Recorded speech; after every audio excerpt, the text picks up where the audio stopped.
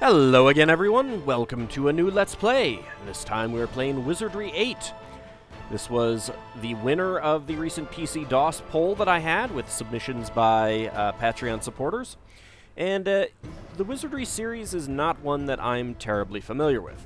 I'd heard of it, of course, but I'd never actually played it myself. I was never that into the dungeon crawlers, to be perfectly honest.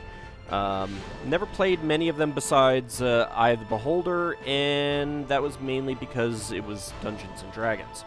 So I never really got around to any of the others, and part of that was probably also because I never really had any friends interested in them either. I can't think of any friends who played them or mentioned them to me, so... but I am familiar with the series, in name at least, and history. Although to a certain extent, I'm more familiar with it because of my interest in anime. One of the co-creators of Wizardry is Robert Woodhead, and I don't know exactly if it was related to this, but he spent a lot of time in Japan licensing and on the business side of things with the series, because it became extremely popular in Japan. It's I don't know what the popularity level is, but there are, I mean, this is the last Wizardry game in the United States. There have been a lot more Wizardry games in Japan. As far as I know, completely unrelated to the main series, at least, maybe related to the first few. I don't know. But yes, it's a very popular series in Japan. I've kind of heard that it's, at least for a time, was rivaling Dragon Quest and Final Fantasy in terms of popularity. And I know that there's a Wizardry Online that I don't know if it's been released here or not, but regardless, Robert Woodhead, the money that he made off of the Wizardry series and the business side of things, licensing it in Japan and everything, he used that money to start up the company Animego, which released anime here in the United States. So that's one of the reasons that I'm familiar with the series. Obviously, I'd heard about it as well, read about it in gaming magazines and stuff like that, but that's about it. So I don't really know the lore behind the first trilogy or this trilogy that culminates with Wizardry 8. There is an introduction video that should have gone up at about the same time as this, and there's going to be a video once we create our characters that I will also put up in addition. It doesn't play well with the way that I've set up the recording, so I can't actually record it in line or anything like that. So I'm just going to put up separate videos for them. There are actually 3 different start movies you can get, depending on what you decided to do in Wizardry 7, if you've imported your characters. So as I understand it, there are 3 different ones, and one of them is the same as starting fresh here, I think, but I'm not sure. Anyway, I'm just going to be putting up the one that we would get as a new player. So let's go ahead and start a new game. I've already created our characters, so we'll take a look at them in a moment. But first of all, let's take a quick overlook on the character creation screen. Choose your profession, race, and gender, then distribute your attribute bonus points. And this, the bonus points per attribute vary by race and class. Gender has no role in any of the character creation. I think all it does is affect some equipment that you can equip as you play through the game. But don't quote me on that. Not positive. I did get a primer about with some tips, non-spoilery tips for playing the game, and I took some of them and I ignored some of them. I tried to create a party that I would like, that I think was fun and draws upon some of my other Let's Plays and characters that I've had in them, rather than go with the optimized design that was recommended to me. And I figure, not optimized, we should be able to get through just fine, I would hope. Anyway, there are quite a few classes, and to be perfectly honest, I think it kind of creates a bit of selection paralysis. We've got a fighter, your basic fighter. Lord, which is kind of like a paladin. I guess we can actually click on these, can't we? Fighters are the best overall competence in all of Wizardry. While they have no magic, their high hit points and strength make them effective shock troops. Their intense training allows them to knock out opponents with a single hit and keeps them going long after their comrades have fallen.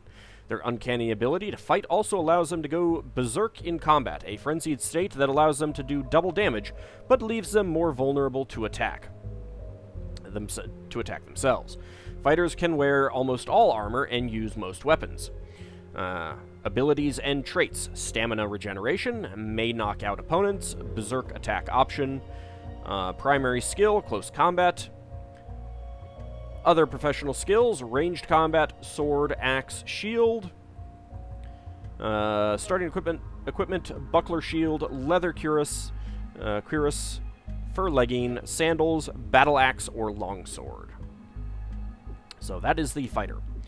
The Lord: both an excellent fighter and a pious spellcaster, Lords are the true Crusader Knights in Wizardry. While their combat skills are their primary concern, Lords begin to learn priest spells around the 5th level of experience, giving them the power to heal as well as harm. Because of their religious training, Lords are also able to mysteriously heal their wounds over time without the aid of magic. Abilities and traits: health regeneration, primary skill, dual weapons, other professional skills, close combat, sword, and dagger. Starting equipment: rapier, main gauche, quilt tunic, quilt legging, buskins, and steel helm. It's weird that you get quilted armor and then a steel helm. Anyway, Valkyrie. A profession open only to female characters, the Valkyrie is a first-rate lance warrior. Her knowledge of weapons is vast, and her spirit for combat is great. Around the 5th level of ability, Valkyries begin the study of priest spells. Although no one is certain how she does it, the Valkyrie also has a unique ability to cheat death. Abilities and traits: cheat death, primary skill, polearm, other professional skills, close combat, mythology, and axe. Starting equipment: spear, fur halter, chamois, I think that's, I'm probably mispronouncing that, skirt, sandals, and leather helm. Might be no, I don't think it's chamois. No, French has never been a strong point of mine. Next we've got Ranger, the nature lover of Wizardry. The Ranger enjoys a talent for scouting out things such as secret passages and hidden items. Their keen senses allow them to search constantly without effort or delay. Much like Robin Hood, a classic of this profession, Rangers are excellent archers. Their deadly accurate aim allows them to occasionally kill an opponent with a single arrow. Around the 5th level of experience, Rangers slowly begin to learn alchemist spells. That seems a little bit odd, but okay. Abilities and traits: ranged criticals, searches all the time, primary skill, ranged combat, other profession skills, scouting, bow, mythology, and starting equipment: short bow, bundle of arrows, suede doublet, suede pants, and buskins. Next up, we've got the Samurai, the true swordsman of Wizardry. The Samurai has dedicated his or her life to the study of the sword. Their speed and accuracy helps them to fight their way through most any situation, occasionally striking multiple times within a single attack. Those who have faced the Samurai refer to this as lightning strike. Samurai are never afraid and can learn the deadly skill of the critical kill. Their mystical side allows them to develop mage spells at around the 5th level of experience. Abilities and traits: fearless, lightning strike, primary skill, sword, other profession skills, close combat, dual weapons, critical strike, and starting equipment: katana, wakizashi, robes upper, robes lower, and sandals. Ninja. The ultimate assassin, the ninja is a silent and devout killer, able to critically kill his opponents with deadly weapons or his bare hands. The ninja can also kill from a distance, throwing objects with such accuracy that they always penetrate the opponent's armor and sometimes kill in a single shot. As they grow in experience, ninja gradually begin to learn alchemist spells. Abilities and traits: thrown criticals, thrown auto-penetrate, primary skill, critical strike, other profession skills, close combat, martial arts, throwing and sling, stealth. Starting equipment: shuriken, ninja cowl, ninja garb upper, ninja garb lower, and tabby boots. And then we've got the monk. A wandering soul in search of inner development, the monk is a talented spiritual warrior. The monk also possesses keen insight into the ways of the mind and the body, a gift that allows him to resist damage and to fight even when blind. The monk has also mastered the art of fighting barehanded and may critically hit an opponent. The monk begins to learn spells from the Psionic spellbook around 5th level. Abilities and traits: natural damage resistance, effective while blind, primary skill, martial arts, other profession skills, close combat, critical strike, staff and wand, and stealth. Starting equipment: bow, shuriken, robes upper, robes lower, and sandals. Then we basically move out of the warrior classes, which is literally half the group. And we get the rogue. No one can do a party more financial favor than the rogue, skilled at doing unto others what you would not want done unto you. The rogue is the master of breaking and entering, pickpocketing and lockpicking. Whether it's opening a trapped chest or lifting a beautiful helm right off of someone's head, the rogue is a thief without peer. While they can't use heavy weapons or armor, rogues can also be deadly warriors, capable of backstabbing an opponent for extra damage. Abilities and traits: attacks by backstabbing, primary skill, locks and traps, other profession skills, dagger, dual weapons, pickpocket, stealth. Starting equipment: dagger, dagger throwing knife, cloth shirt, cloth pants, and buskins. Then we have, these two classes are kind of strange as I understand it. Gadgeteer and Bard. We'll take a look at the Gadgeteer first. Experts in engineering, the Gadgeteer can make deadly devices from mundane items he finds during his travels. His ability to tinker is so legendary that his objects are sought the world over. Unfortunately, they are often so complex that none but a Gadgeteer can use them.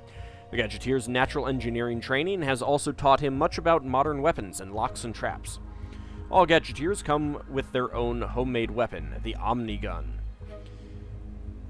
Abilities and traits: merge items into gadgets. Primary skill, modern weapon. Other profession skills: ranged combat, engineering, locks and traps. Starting equipment: bullet stones, cloth shirt, cloth pants, sandals, and Omnigun Mark 1. So, like, one thing that I heard is that you should probably always have either a Gadgeteer or a Bard just because of the various stuff that they can do. If you truly understand the awesome power of a bard and the gifts he brings to a party, his ability to play different enchanted instruments is able to save the party time and time again, when nothing else can, and word has it that Dominus is home to many such instruments. His magical songs can strengthen his friends or damage his foes. He keeps morale strong, and thus improving everyone's health while camping, and his ability to smooth talk the most stubborn individual is nearly legendary. Abilities and traits: improves party camping.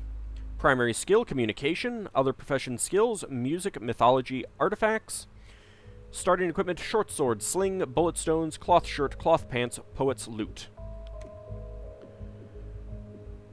Next up, we've got the priest. Long known for their healing powers, priests are useful to any party hoping to live for more than a day on Dominus. Pious, dedicated individuals, priests give all of their attention to the study of divine pre-spells.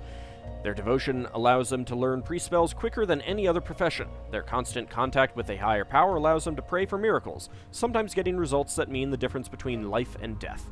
Priests are also able to dispel the undead. Abilities and traits: pray for miracle, dispel undead, primary skill, divinity, other profession skills, mace and flail, staff and wand, communication. Starting equipment: robes upper, robes lower, sandals, potion of light heal, and mace or quarterstaff. Next up, we've got an alchemist, and I should point out that priest, alchemist, bishop, psionic, and mage are essentially all the spellcasters in the game, or dedicated spellcasters. Alchemists use their knowledge to bend matter to their own will. Alchemists use their high intelligence to concentrate their studies on their art, allowing them to learn alchemist spells faster than any other profession in wizardry. Since alchemists rely on powders, potions, and gestures rather than magic words, they can still cast spells when silenced. When the party makes camp, alchemists often prepare potions while the rest of the party rests itself for the battle ahead. Abilities and traits: makes potions while camping, primary skill, alchemy. Other profession skills: mythology, throwing and sling. Starting equipment: short staff, robes, upper robes, lower, sandals, and cherry bomb. The Bishop: extremely intelligent and pious individuals. Bishops devote their lives to pondering ancient knowledge, pooling the wisdom of all schools of magic. Bishops are well-read characters who can learn any spell. However, because of the time required to study 4 spellbooks, bishops learn spells more slowly than their specialist counterparts. It is rumored that some bishops have chosen to pursue only 2 of the spellbooks at a time to increase the pace of their learning in a particular area. Like the priest, the bishop's contact with the divine allows him to dispel undead. Lost my place. The bishop also has a unique ability to remove cursed items from the party members without casting the spell. Abilities and traits: remove cursed items, dispel undead, primary skill, artifacts. Other profession skills: alchemy, wizardry, divinity, and psionics. Starting equipment: quarterstaff, robes, upper robes, lower, sandals, and mitre. Then we have the psionic. Psionics have developed their mental powers to a level that no other profession can hope to possess. So disciplined are they that they cannot be made afraid, insane, or turned against their comrades. Their spells have the ability to influence the mind, read it, and mess with it in general, while their mental power is so great that they can influence whole groups of creatures at once. Their intense concentration allows psionics to learn mental spells faster than any other profession. Abilities and traits: fearless, mental condition, immunity. Primary skill: psionics. Other profession skills: communication, mythology, mental magic. Starting equipment: dagger, robes, upper robes, lower, sandals, and potion of cure light condition. And mage, finally. Legendary for their intense, deadly magic, mages devote their life's work to manipulating the elements for harm and good, but mostly harm. Because I think that's supposed to be they. Because they concentrate on only one spellbook, mages learn mage spells quicker than any other profession in wizardry. They have poor hit points and are limited in the armor and weapons they can use. However, their powerful spellcasting makes them ideal for any party. A lifetime of exposure to magic has made mages somewhat resistant to its effects. Abilities and traits: 5% bonus to all resistances, primary skill, wizardry, other profession skills, fire magic, water magic, air magic, mental magic. Starting equipment: short staff, robes, upper robes, lower, sandals, and scroll of magic missiles. So those are the classes. Let's just choose fighter for now. Gender doesn't actually give us any description, so we'll just choose male for now. And we've got the races. Quite a few races. Like I said, there is selection paralysis here. Human. Humans are the race to which all others in wizardry are compared. Perfectly balanced in their statistics, having no particular strengths and no decided weaknesses, humans are capable of doing well regardless of the profession they enter. So their base attributes are 45 across the board, and they have no abilities and traits. Elves. Elves are slight, elegant creatures with pointed ears. They excel at intellectual pursuits, loving not only what they learn, but the study that comes with it as well. Armed with these smarts, elves make excellent mages, alchemists, psionics, and bishops. Dwarf. Dwarves are small, sturdy creatures with a taste for battle and a fierce devotion to their cause. While they are short in stature, they possess surprising strength and vitality.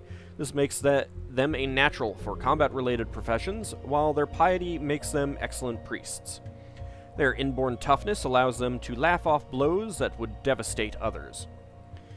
Abilities and traits: Dwarven damage resistance. Did I take a look at what the... Oh yeah, elves have no abilities and traits. Gnome. A solitary race, most often found in underground caves, gnomes are intelligent, sturdy, and agile creatures. Their small stance can easily fool opponents in combat. Spending much of their time in quiet study, gnomes make fine mages and alchemists.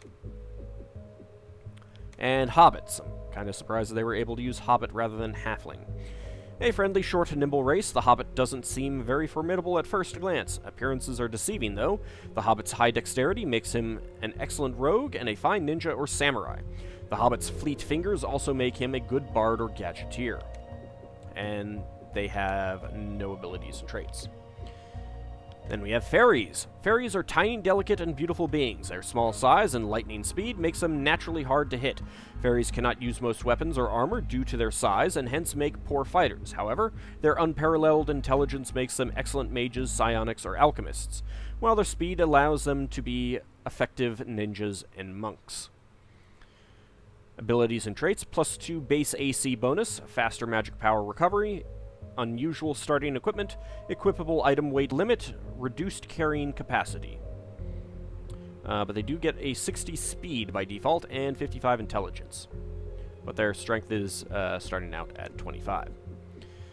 Lizardman. A lizardman is a massive reptilian being of uncertain origins. Although it is human-like in its ability to talk and walk upright, the lizardman is not very intelligent or personable. Actually, others tend to avoid him.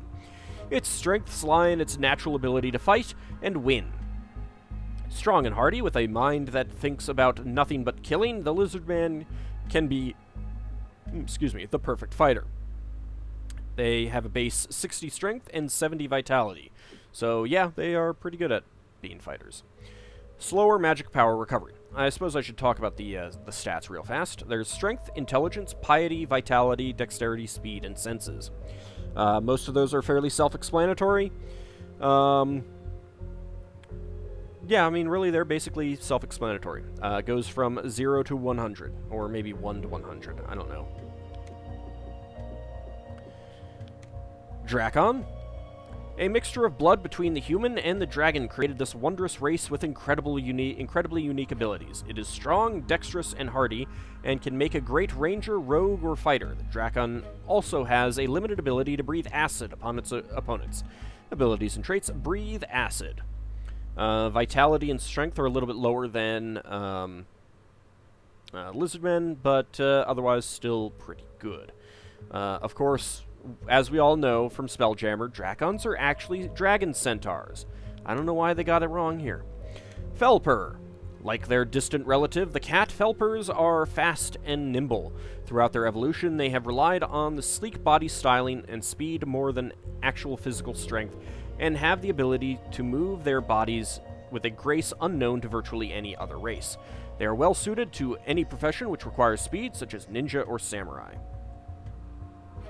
Abilities and traits: none. But they do start out with a speed of 60. Rawolf.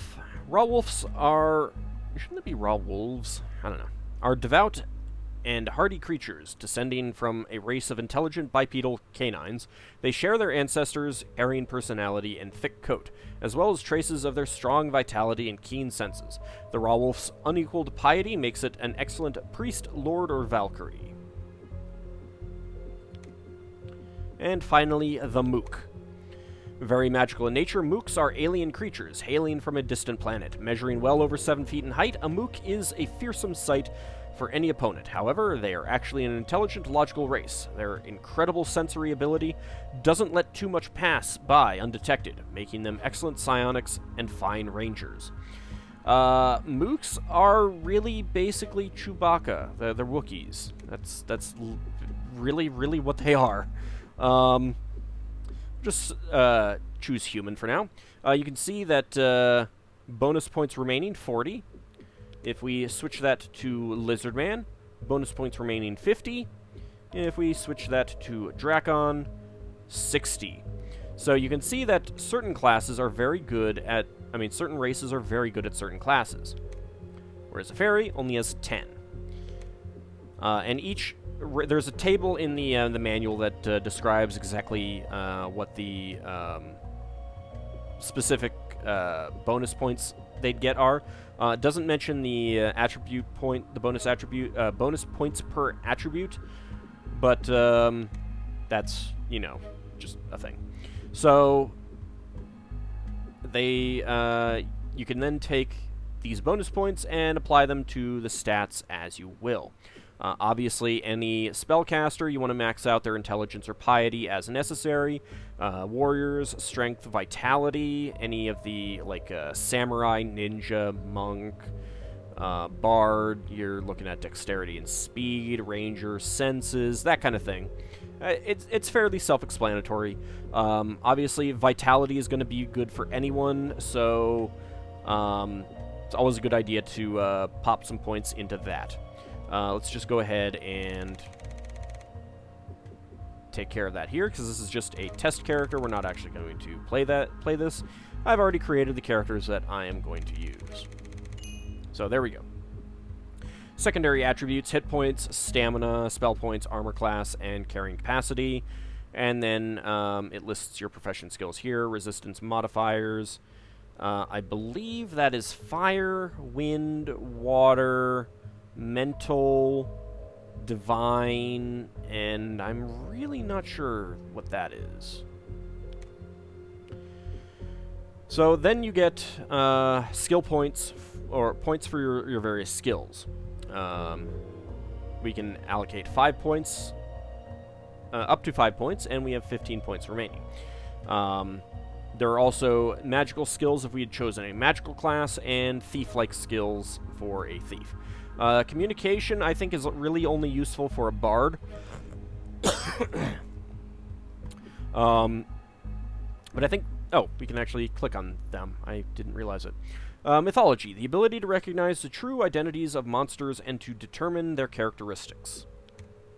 And artifacts determines a character's ability to effectively identify items and to successfully use a large number of magical items.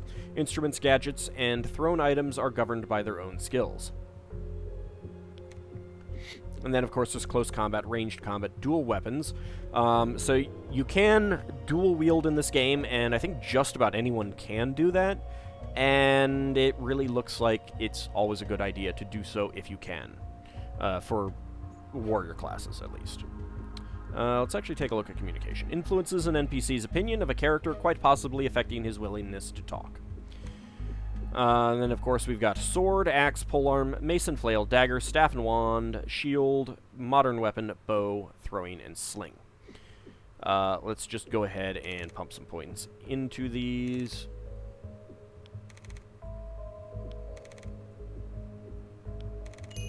There we go. So if we go on to the next screen, we can choose our portrait and voice and stuff like that. So there's about 4 portraits per character type, race type. Maybe it's like 4 to 6, depending on the specific race. But there are only 4 dragons, I know that much.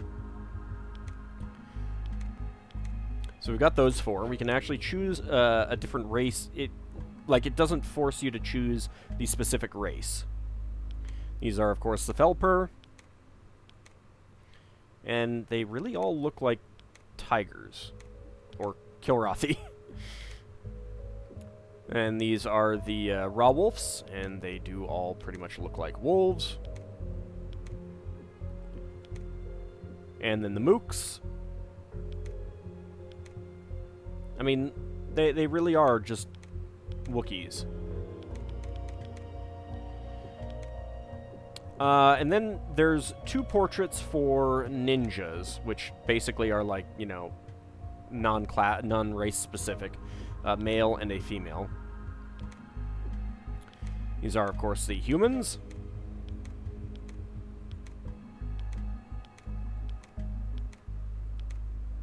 Alright, so there are more human portraits than others. These are the elves, and they have really, really big ears.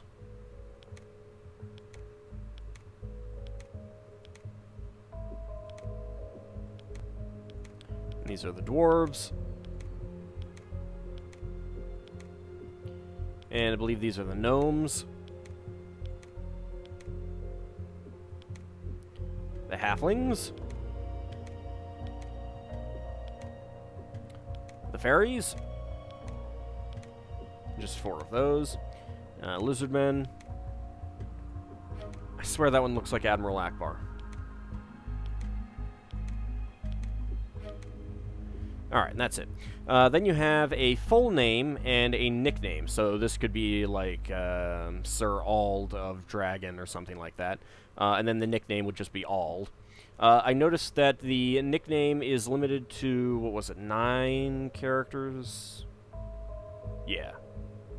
Because I wanted to name a character Moonshadow, but that wouldn't fit. Neither would Elmandretta. So, then we have personality and voice. We've got aggressive, chaotic, kindly, intellectual, cunning, laid-back, burly, eccentric, and loner. And you've got 2 voices for each one of these. So, on aggressive... There are 2 kinds of people, hunters and their prey. Let me assure you, I am one of the hunters. Yeah, slice him, dice him, no sense being nice to him. That's my motto. And each class and, well, I mean, basically each class has a default. I'm not sure if I really went with any of the defaults for any of the ones that I chose. Here are the intellectuals. I would be honored to assist your brave band in its explorations. That is, I'd like to come along. That didn't click. There we go. You're going to need someone of my superior intelligence. Some call it ego, but I call it talent. We've got Burly. You want me fight? I fight. 'Tis wit, not strength, that make a solid lad. But I be lucky to have both. Why do I get the feeling that's the expected default dwarf voice? This is chaotic. What do you want? If it walks, I can change that. Ordinary men fear the power of darkness. I revel in it. See, that doesn't seem so much chaotic as dark. Cunning. Just between you and me, I'm the perfect guy for this job. What do you say? Is it something you need? I do it. Just don't put it in a writing. And again, I feel like cunning isn't cunning so much as seedy. We've got eccentric. I believe there is something unseen in all things seen. It is that which I attempt to reveal, you see? He was happy to join. He thought it would make an exciting chapter in his book. And we've got kindly. By my honor, I swear I'll protect you from danger. Don't worry about a thing, friend. I'll take care of it for you. We've got laid back. Well, hello there. I think I hear the open road calling our names. Say, isn't that a song? Who can make the muddy water clear?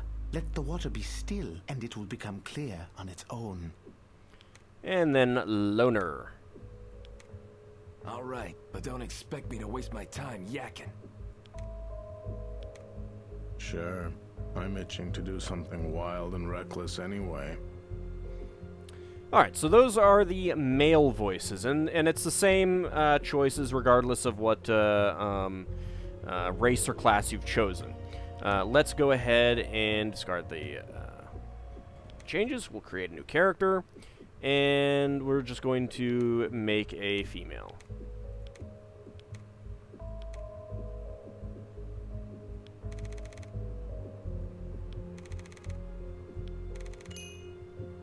I'm just putting points into anything.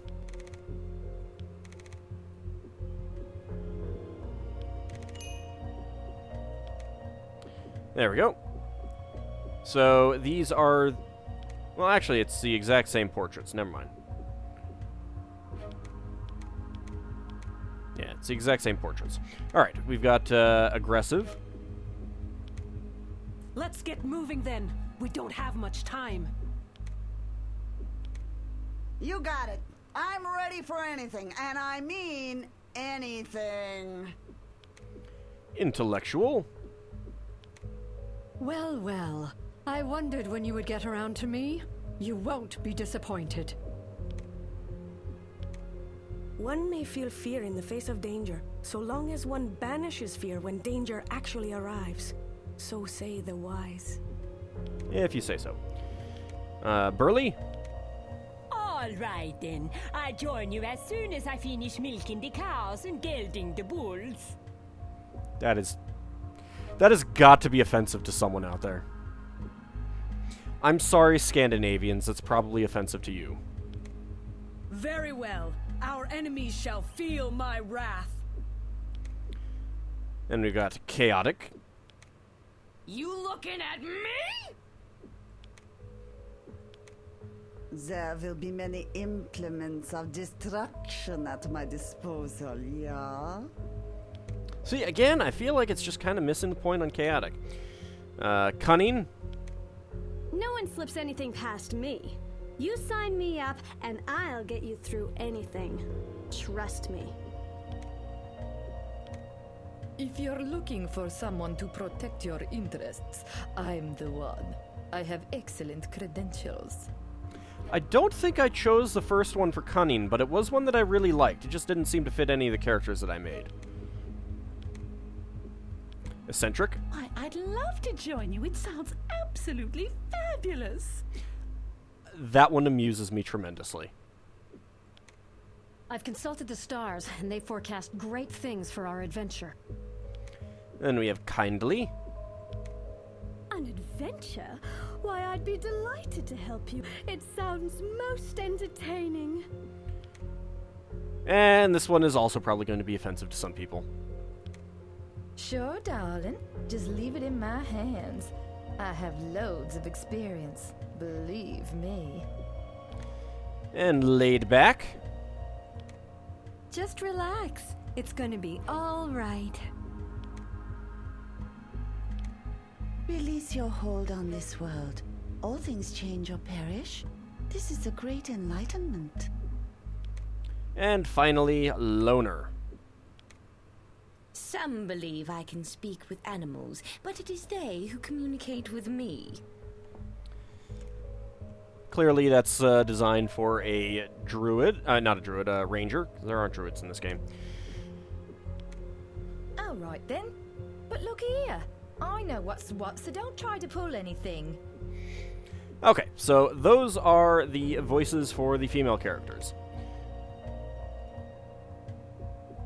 Oops. Wrong thing. Alright, so I've got the characters that I created here. 6 characters. The party can get up to size 8 with NPCs. Let's go ahead and review the character, and we can take a look at... let's see. So, Ald is a male Drakon fighter, of course. Had to go with the Drakon. I was tempted to go for the Lord, but they're just so much better as basic fighters. He's got no magic. Here are his skills, primarily in sword. I think the shield is default. I give a bunch in close combat, and some points in dual weapon. And he's got high strength, high vitality, bumped up his speed a bit, and that's basically it. We got the damage range 3 to 12, initiative 11, plus 50% damage, plus 2 to hit. So there's a lot of things to see here. If we click on his name, so we get AuldDragon of House Dragonia. Of course, you know, I mean, he is a member of the ruling house of the Empire of Dragonia. Somehow he just ended up here. I've given him laid-back voice 2. Who can make the muddy water clear? Let the water be still, and it will become clear on its own. It just seemed like a bit more of a lordly dragon type voice. Let's go ahead and cancel that.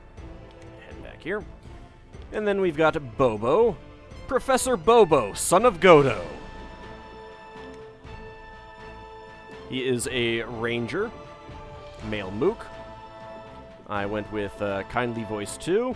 There really weren't any good voices for that matched Professor Bobo, unfortunately. Don't worry about a thing, friend. I'll take care of it for you.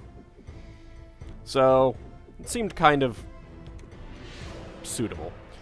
Let's see. Hit points 14. I gave him quite a bit of strength, vitality. He's got a lot of dexterity and a lot of senses. No magic, of course. Is good with ranged combat. Not so good with close combat and swords, but he does have some skill in that. And scouting.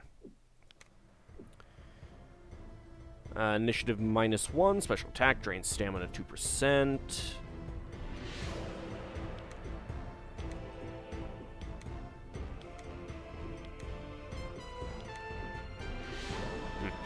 I don't get all of these yet. I'm sure we'll figure it out. The big thing is that I really wanted the searches all the time feature. That's really, you know, another one of the things that I've seen is that, you know, you basically always want to have a ranger for that ability. I assume this -1 to initiative is a good thing, but I don't know. Only plus 7% to damage. Oh, no wait, we already looked at that. Then we've got Min, Elmendretta, and I chose Eccentric Voice 1. I'd love to join you. It sounds absolutely fabulous. And she is a samurai. So she's got her katana and wakizashi there. 15 hit points. Pumped up speed quite a bit. Otherwise, stats are, you know, vitality and strength kind of thing. Good with swords, close combat, dual weapons, critical strike, that sort of thing. +2 to initiative, +1 to hit. Initiative +2.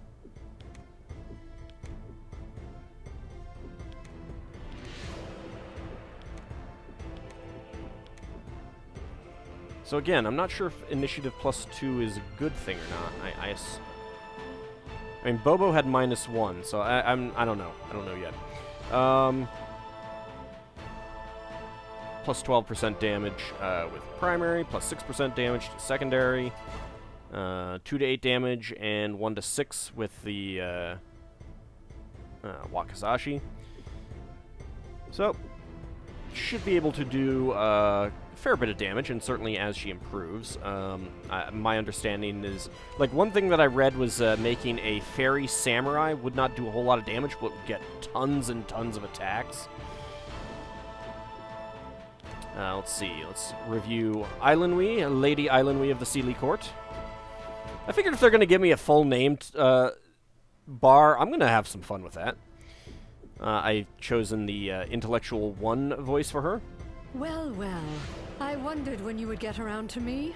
You won't be disappointed. Okay, and she is a mage. You can actually dual class in this game. I didn't really look into it, and I don't know that I'll play around with it that much, but it is something that you can do. She has the spells Energy Blast, which is a fire attack, and under Air, Sleep. She's got, I put points into Wizardry and Fire Magic, and was that Water Magic or was that Air Magic? You know what, I might have screwed that up.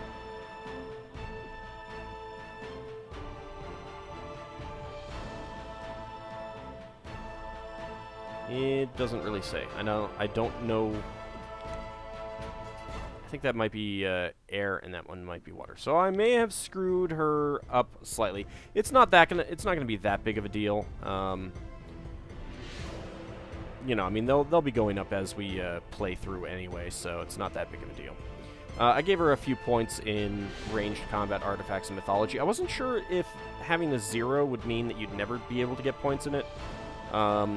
But I did play through, when I created the characters at least, I did play through a little bit to do some testing and everything like that, and it looks like you can still get points. So, you know, I mean, it's not that big of a deal, I think. You can grind up those skills, so it's not that big of a deal. Mental resistance plus 10%. Fairy Stick gives initiative +3, special attack, sleep 50%, gossamer gown, mental resistance +10%. So the fairies do start out with some pretty nice equipment. So minus 25% to damage range 1 to 4. Yeah, she's not going to be dealing that much damage. Her intelligence is 77 and her speed 76 though, so that's pretty nice. Next up, we've got Olive Ruskettle, Bard of the Realms. How she got here, I don't know. She won't tell us. We'll review the character. Female Hobbit Bard. I chose the cunning... Oh, I did choose cunning voice one. I thought... Oh well. No one slips anything past me. You sign me up, and I'll get you through anything. Trust me. Maybe that's what I was thinking of, going with someone other than Olive Ruskettle. It's not a big deal. So she's got a sling. That's always nice. Intelligence, dexterity, speed. I put points into... I definitely put points into intelligence. I think that might come in handy for a bard. And I put points into communications, put points into locks and traps, pickpocket, and music. Damage is minus 5% right now. Okay, and finally we've got Ellie. Elheim Van Houten. Ellie, level 1 priest, female elf. Review character. And the voice I chose for her was Kindly One. An adventure? Why, I'd be delighted to help you. It sounds most entertaining. And let's see. So she's got Bless and Heal Wounds. Mace and Flail, Staff and Wand. I don't think I put any points into Staff and Wand. I did put some points into Throwing and Sling. Close Combat, Ranged Combat, Artifacts. I don't think I put anything in Communication. I did put some points into Divinity and Divine Magic. And, of course, put most of the points into Vitality, Piety, and then Vitality. I think I put some points into Speed as well. She gets minus 15% to damage. So that is going to be our... Oh, KO. 5%. Oh, on the mace. Interesting. So that's going to be our party. My understanding is that the order here affects... there's a couple places where it operates in the order that characters are in here. So the Bard... I put the Bard in first, so that any of her songs can go before other people attack. So that's going to be the party makeup when we get into the game. But that will be in the next episode. This has been a long episode of just kind of going over our characters. And in the next one, we will actually get into the gameplay itself. See you next time, everyone.